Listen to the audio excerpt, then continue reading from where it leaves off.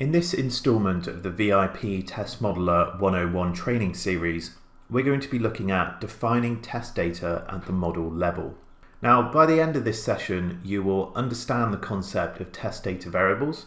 You will be able to create test data variables inside Test Modeler, and then you will be able to assign static data across nodes and processes within Test Modeler. Static data can be defined at the node level and is then used to execute test cases created from the same model. We can import existing files and sheets and use them in Test Modeler. Also, we can create dynamic test data expressions using the VIP data generation functions. Whenever automated tests are invoked, the data is resolved and can also be looked up from numerous backend databases and mainframe systems. Within Test Modeler, we have the concept of variables and values.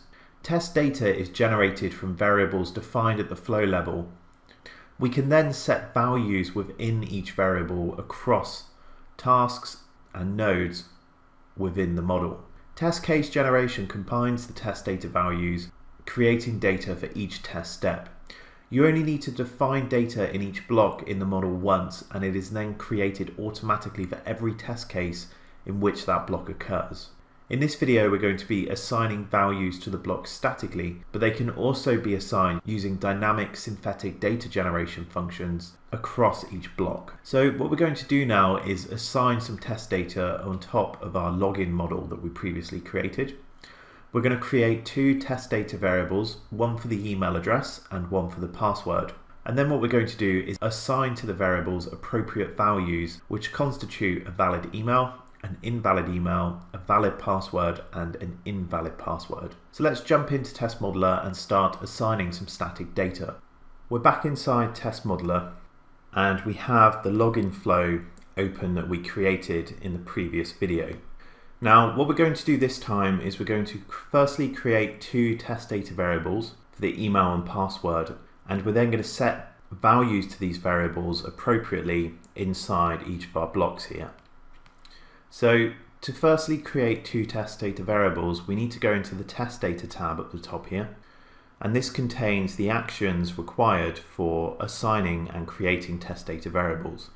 So we'll open up the variables button here, and this features the test data variables available inside our model. Now what you'll see here is instantly it's automatically created three variables here, which are automation variables.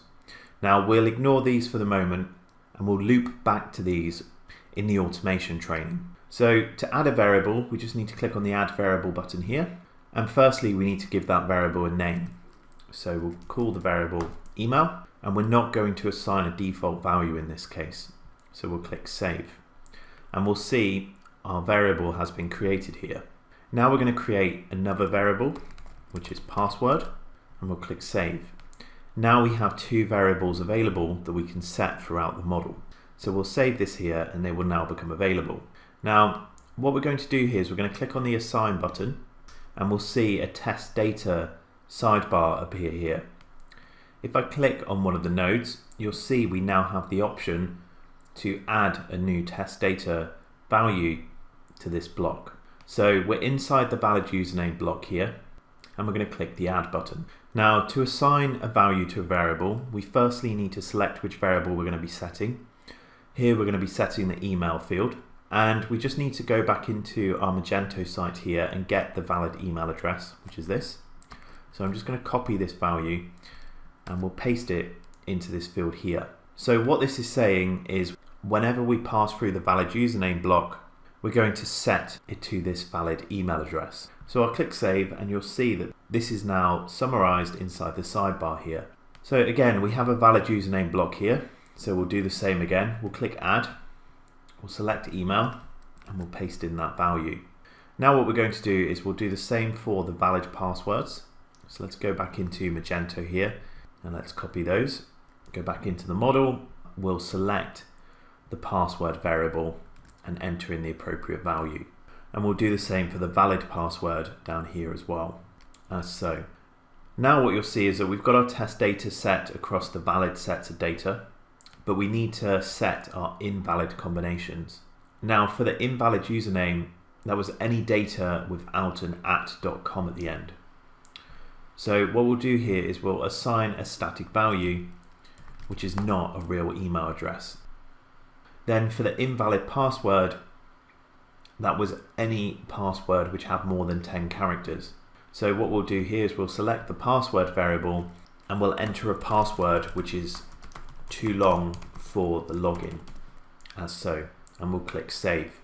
So effectively what we've done here now is we've assigned static data values across the whole model for our different scenarios. Now if I come in and click save here and save my model, what I'm going to do is go into the test generation tab and click generate. Okay.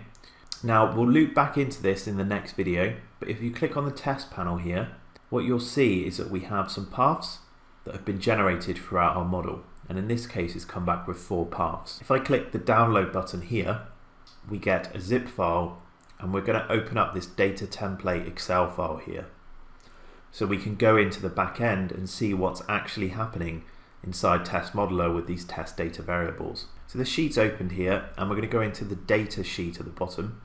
And what you'll see here is up the top we have 2 columns in particular, the email and the password. And what we'll see is that for each of those 4 tests or paths that were generated, it's come out with the different data values inside here, statically assigned to each cell. So that's how we can create some static test data and overlay it on top of the model. In the next video, we'll be looking at how we can define rich synthetic data using the VIP test data generation functions. Thanks for listening. If you have any questions, please email james.walker@curiosity.software.